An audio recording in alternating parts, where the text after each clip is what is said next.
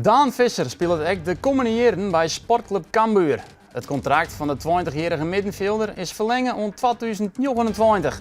De snitser is hikken en tuin bij Sportclub Cambuur. Dit seizoen maakt hij indruk in het eerste en speelde ontnauwta alles. Imke Clevering van Hallerwiek is vierde worden op het WK roeien in Shanghai. Ze roeit in de fjouwer zonder stuurvrouw en plaatste haar voor de finale. Maar daarin wien Verenigde Staten, Roemenië en Nieuw-Zeeland sterker. En dat is een verrassing, want Nederland wie favoriet. Clevering had nog één kans op een medaille. Morgen komt zijn actie bij de vrouwtjes acht. Goud voor paraswimster Lisette Bruinsma op het WK in Singapore. Op de 100 meter freestyle kwam ze als eerste aan. Het is haar zesde gouden plak op een WK.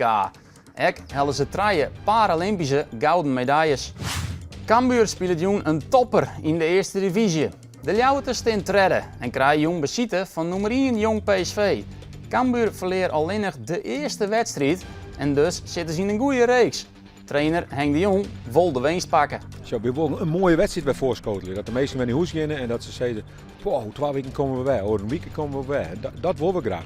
En hoe komt Jereveen uit het weekend? Snijn gaan de vensters bij Utrecht op bezitten. Slagen het om de waai omheen in te slaan? Dat en meer bepraten wij vanzelfs in de Sportcast van komende menje.